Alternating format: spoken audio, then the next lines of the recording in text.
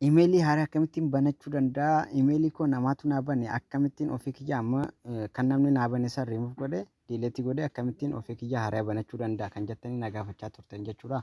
Amma isiniif deebisuu dhufeen jira jechuudha. Maaliif imeelii namni isinii bane paaswordii san beeke taanaan akka barbaade silkii teessan to'achuu danda'a waan ta'eef jechuudha. Wanta isin namaa barreessitan, wanta isin namaaf ergitan hundumayyuu akka barbaade silkii keessan to'achuu waan danda'uuf jechuudha. Garuu karuma kanaan remove gootanii akkamitti imeelii keessan maqaa keessaniin akkamitti akka banachuu dandeessan isinitti agarsiisa jechuudha. Garuu warri paaswordii dagattan akkamitti imeelii paaswordii keessanii akkamitti akka deeffattan viidiyoo biraatiin isiniif dhufa. Kun garuu warra haaraa banachuu barbaaduu fi warra namni imeelii keessan isiniif bane jechuudha. Akkamitti akka remove gootan haaraa ofii keessanii banattan warra saniif qofa kan viidiyoo kun ilaallatu jechuudha. Karuma kanaan warri gama chaanaalii koodhaa dhuftan baga nagaan dhuftanii. Maqaan YouTube chaanaal koodhaa Maamushtuu jedha. TikTok jala jira jechuudha. YouTube mallattoon YouTube koodhaa achumaan gadi qabdanii viidiyoo guutuu isaadhaa achitti ilaaluu dandeessan jechuudha. Viidiyoon kun wanta dheeratuuf guutuu isaadhaa TikTok irratti maxxansuu wanta hin dandeenyeef jechuudha. Achumaan yoo viidiyoon isinitti tole laayik, sheer warra hin beekneef sheer gochuu qabdan jechuudha. Sabskiraayib naaf gochuullee hin dagatinaa jechuudha. Karuma kanaan namni tokko tokko TikTokii koomentii jala deemee TikTok komantii jala deemee wanta hamilee nama cabsu dubbata. Gaarii miti kun jechuudha. Ani wanta hin beeku kan warra hin beeknetti agarsiisaa jiru jechuudha. Yoo ati beekte beekumsa keetii yoo beekte nama hin beekneef yoo dandeesse barsiisuu qabda. Kana caalaa garuu wanta nan agarsiisu sirriitti yoo ilaalte kan inni barsiisu sirriidha jechuudha. Wantaan sobaan uummata koo barsiisuu hin qabu. Wantaan sobuus hin qabu jechuudha. Kanuma kanaan sammuu namaa hin dhamaasin kan naan jette jechuudha. Ofuma keetiif sammuun kee dhama'e malee sammuun namaa kan dhama'e hin jiru. Irraa baratanii irraa gammadanii komentii jalatti viidiyoon ammata hundumayyuu komentii jala deemee ilaali jechuudha. Ofii keetii dhamaate jechuudha. Kanuma kanaan wanta hin taane yoo viidiyoon kiyya si dabbare ilaaluu dhabuu dandeessa jechuudha. Warri na jajjabeessaa jirtan garuu guddaa tokko galatuma guddaan isin galatoomfadha sanyii koo jechuudha. Kanuma kanaan kara barumsatti ceena jechuudha dhiifama. Googilii keessa galle yeroo googilii keessa galle jechuudha. Googilii kana keessa galle jechuudha. Isa kana jechuudha googilii kana keessa galla yeroo tokkoof gadi qabna jechuudha. Yeroo gadi qabna as mallattoo tana jechuudha. Akkuma argaa jirtan jechuudha. Yeroo tokkoof gadi qabna jechuudha.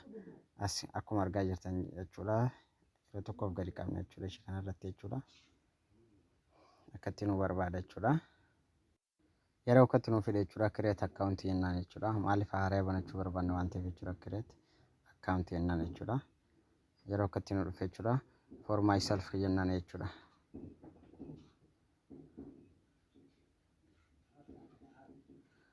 Kanuma kanaan maqaa keessan itti galchaa jira. Amma maqaa keenya itti galchina jechuudha.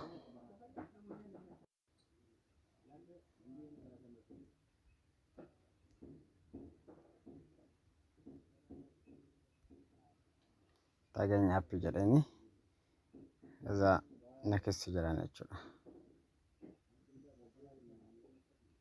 Yeroo nakessi yeroon akkatti naaf fide jechuudha. Guyyaa jechuudha ji'a baratti dhalatte jechuudha. Kana guunne jechuudha amma.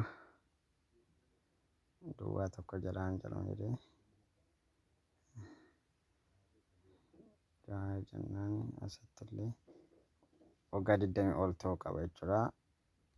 1993 jedhuuni 93 jedhuuni mee kanallee gadi qabee yeroo tokkoof meel isheetu kanarra godhachuu qabna jechuudha. Meel isaan nakissi jennaan jechuudha. Yeroo nakissi jennaan jechuudha akkatti nuuf fide jechuudha amma kamerra godhachuu barbaadde jedha jechuudha. Kan isinillee kan barbaadanirra filattanii irra godhachuu qabdan jechuudha. Ani mee isa tokkoffaa kanarraan godhadha jechuudha. Yoo barbaadan haaraa ofii keessanillee guuttachuu dandeessan jechuudha. Asirratti jechuudha kireetii kan jedhu kana si dhumarraa kanarra jechuudha. Ani garuu ofii isaatiif hojjetee naaf fide waan ta'eef jechuudha. Isa tokkoffaa kanarra godhadha jechuudha. San booda nakestiin jedhan jechuudha. Akkatti naa dhufe jechuudha. Nakessi kan jedheen booda paaswordii amma hin daganne itti galfachuu qabna jechuudha. Paaswordii nuti hin daganne garuu 8 ol ta'uu qaba jechuudha. Anamma maqaa koodhaan itti galche jechuudha. Caluma jedhee maqaan ittiin bane itti agarchuume. Egaa paaswordii itti galfanne booda next jennaan jechuudha asirratti jechuudha. Next jennaan jechuudha. Lakkoofsa illee itti galfachuu dandeessan. Isin lakkoofsas kan barbaadde itti galfachuu dandeessan jechuudha. Dhiifama. Amma akkatti naaf jechuudha. Egaan paaswordii itti galfadhe booda akkatti naaf jechuudha. Amma lakkoofsa koon itti galcha jechuudha. Lakkoofsa itti galcha jechuudha. Lakkoofsa itti galchuun qaba jechuudha asitti.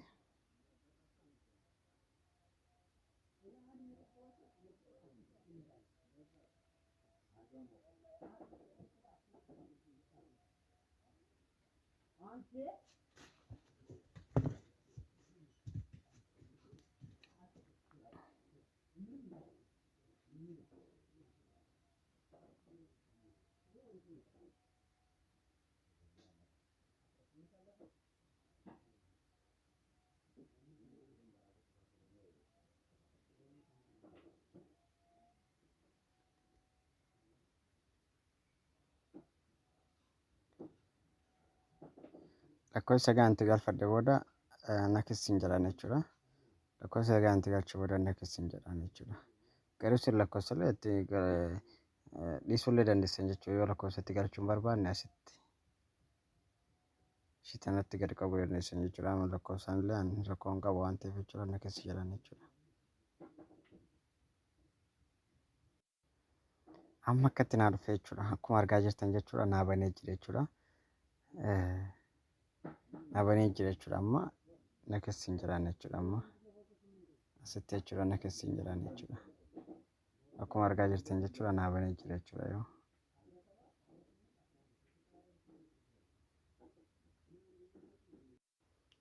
akkuma argaa jirtan amma akkatti yeroon next jedhan akkatti naa dhufe jechuudha. Agree jechuun ni qaba jechuudha. Maaliif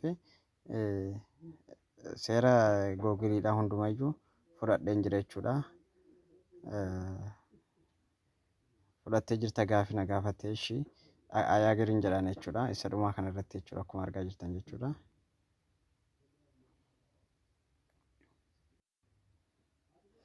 Amma naa banee jechuudha.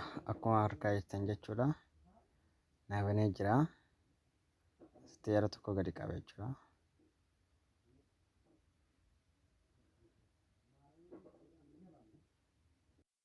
Mee amma as jala gadi qabnee ilaalla jechuudha. Akka naa banee jiru jechuudha. Ishii mallattoo tana gadi qabnee ilaalla jechuudha. Akkuma argaa jirtan naa banee jira jechuudha. Tagaanyaaf kan jedhu kana jechuudha. Amma banadhe jechuudha. Karuma kanaan banachuu dandeessanii jechuudha. Amma akkamitti akka remove gootan remove akkamitti amma isa kana jechuudha. Amma isaan bane kana jechuudha. Akkamitti isin jalqaba remove akkamitti akka gootan wanta isinitti agarsiisaniif jechuudha. Amma isin kan namni isinii bane sana akkamitti akka remove gootanii ofii keessanii akkamitti akka banachuu dandeessan isinitti agarsiisa jechuudha. Na jala bu'aa. As keessa galle jechuudha. Gmail keessa galle jechuudha. Gmail keessa gallaa yeroo tokkoof gadi qabna jechuudha. Haaree amma baneef waan ta'eef jechuudha. Gmail keessa mallattoo maqaa koo asitti akkatti isin fide waan ta'eef jechuudha. Haaree yoo hin ta'in akkatti isin fide waan ta'eef jechuudha. Yeroo tokkoof gadi qabdu isin jechuudha. Iddoo mallattoo maqaan keessan jiru tana jechuudha. Manaaji jiru Google account isheetu kana jedha jechuun dhifama. Manaaji account waan device isheetu kana yeroo tokkoof gadi qabna jechuudha. Ishee dhumaa kana irratti jechuudha. Akkuma argaa jirtan kana jechuudha. Asitti amma jechuudha.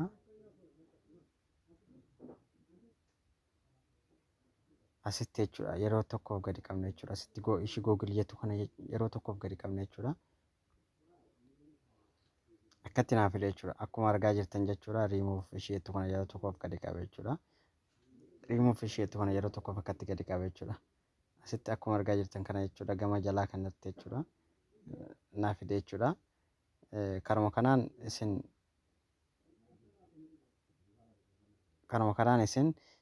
remove godhachuu dandeessan jechuudha. Maaliif remove gochuu waan ta'an hin barbaanneef jechuudha. Amma hin bane waan ta'eef jechuudha. Karuma kanaan remove gochuu qaba. Yoo barbaadde remove godhuu dandeessan jechuudha. Karuma kanaan galatoomaa like share waliif gochuu hin dagatina jechuudha. Commentii qabdan wantuma barbaadan hundumayyuu koomentii jalatti naaf barreessaa jechuudha. Yaada qabdan hundumaayyuu jechuudha. Galatooma baay'ee tokkoon isin jaalladha sanyii koo.